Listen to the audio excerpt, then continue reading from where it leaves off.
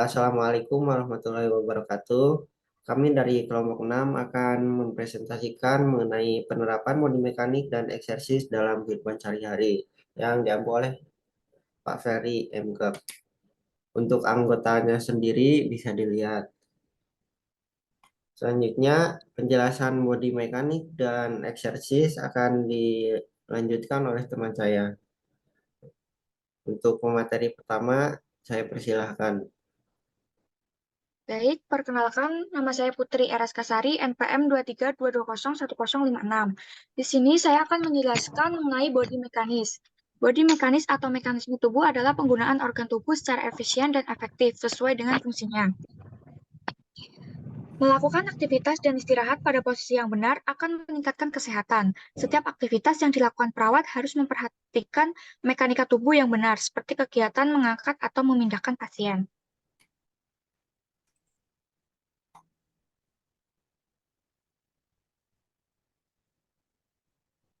Lanjut, saya di sini akan menjelaskan mengenai eksersis. Eksersis atau latihan yang bersangkutan dengan konsep body mekanik adalah latihan gerak pada tubuh yang bisa dilakukan dalam latihan gerak adalah range of motion atau ROM. ROM adalah cara latihan yang cukup efektif untuk mencegah kekakuan dan kontraktur otot, meningkatkan kekuatan otot, merangsang sirkulasi darah, serta mempertahankan fungsi jantung dan pernafasan. Kelebihan dari latihan ROM adalah gerakan mudah dapat dilakukan di mana saja, tidak membutuhkan alat atau adapun kekurangan dari latihan ROM adalah membuat pasien bosan karena gerakan yang dilakukan sama dan diulang-ulang. Baik, cukup. Untuk selanjutnya yang membahas tentang poin-poin apa saja yang ada di dalam body mekanik dan eksersis akan dilanjutkan oleh teman-teman saya. Silahkan.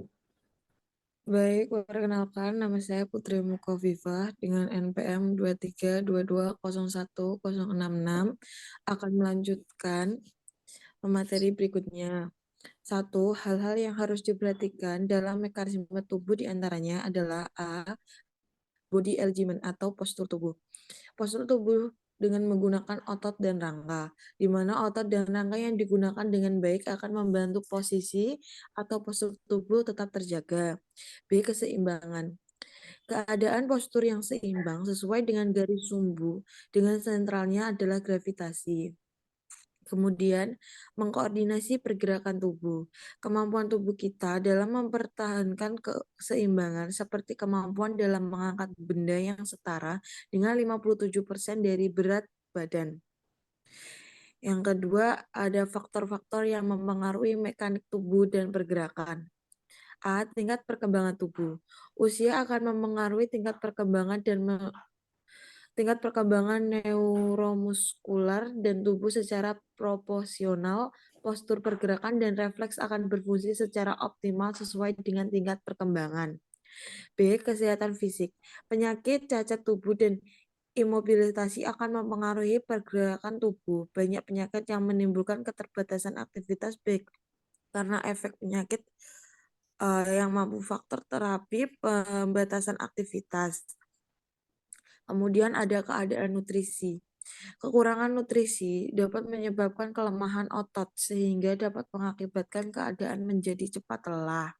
Sedangkan jika kita kelebihan nutrisi dan makanan, seperti penderita obesitas dapat menyebabkan pergerakan kurang bebas. Selanjutnya ada kelemahan neuromuskular dan skeletal.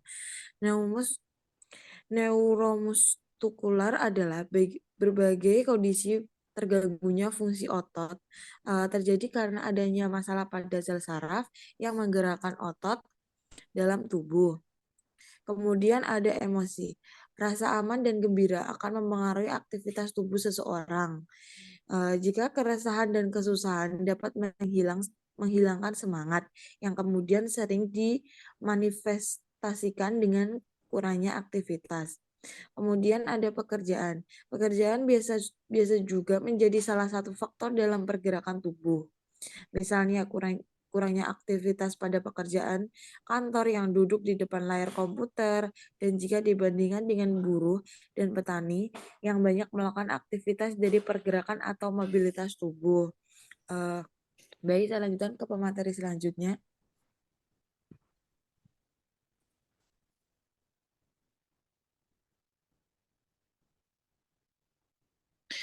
Baik, perkenalkan nama saya Siti Nur Aini, nomor MPM 2322011061. Saya di sini akan melanjutkan poin-poin pembahasan.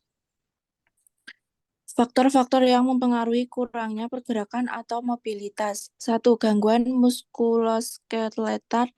A. Osteoporosis. B. Atrofi otot. C. Kontraktur. D. Kekakuan dan nyeri sendi. E. Fraktur ekstremitas.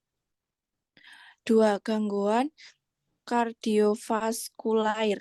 A. Vasodilatis vena. B. Hipotensi. C. Gagal jantung. 3. Gangguan sistem respirasi. A. Pneumonia, hipostasi, inflamasi paru-paru karena skret. B. Atelektasi, kolaps alveoli.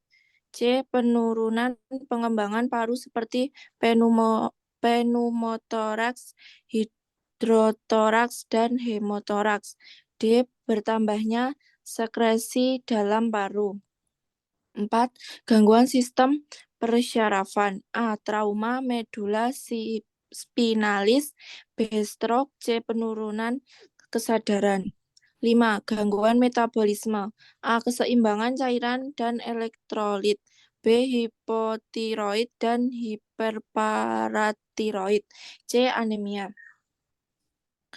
Yang keempat, masalah yang mungkin terjadi karena kurangnya mekanisme pergerakan tubuh.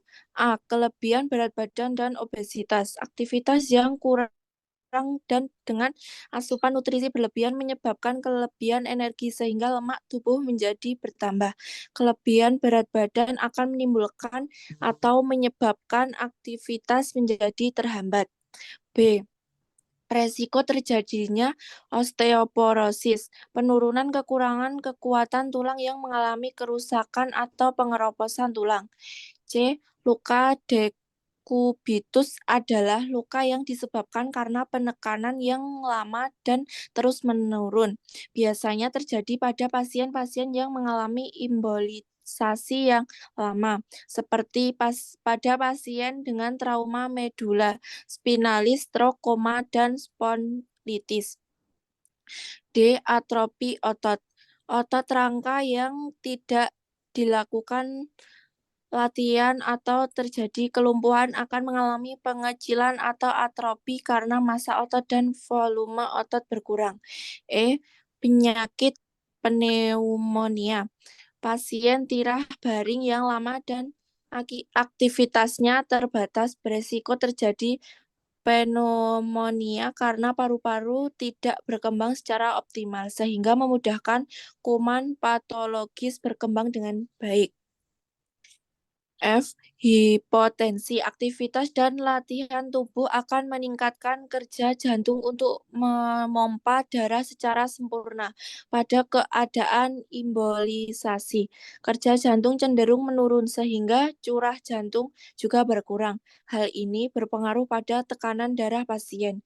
D. Konstipasi.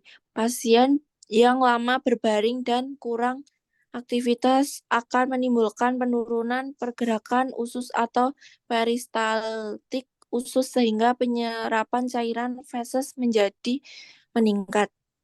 Fase menjadi keras dan sulit dikeluarkan. Selanjutnya,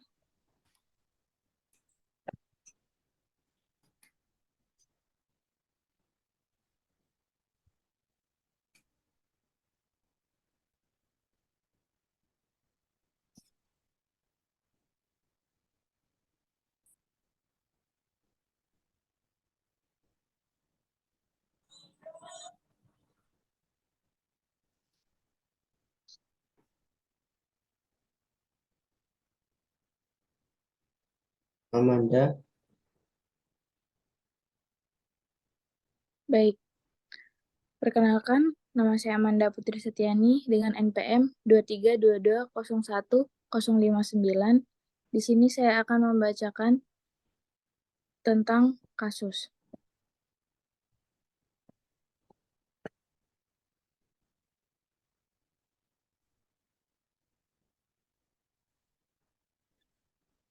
Kasus. Seorang ibu datang ke rumah sakit membawa Tuan B yang berusia 18 tahun. Ketika ditanya, Tuan B mengeluh nyeri punggung karena kelamaan duduk untuk mengerjakan tugasnya yang terus-menerus datang sehingga tugasnya menumpuk. Tuan B juga mengatakan bahwa selama mengerjakan tugas dalam jangka lama tidak terlalu banyak melakukan pergerakan dan peregangan. Sehingga pada hasil pemeriksaan posisi tubuh pasien terlihat membungkuk dan didiagnosis oleh dokter dengan spondylitis ankylosa. Tindakan dan edukasi yang harus diberikan pada pasien oleh kita sebagai perawat adalah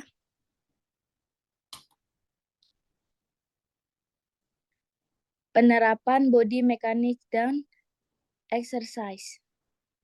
Penerapan body mechanics dan exercise ada 5. Yang pertama, posisi duduk. Posisi duduk yang benar dapat mempengaruhi postur tubuh menjadi lebih baik. Posisi duduk yang benar diantaranya A. Posisi duduk tegap dengan tekanan siku membentuk sudut 90 derajat. B. Letakkan bokong atau pantat di bagian belakang alat kursi. C. Bersandar secukupnya.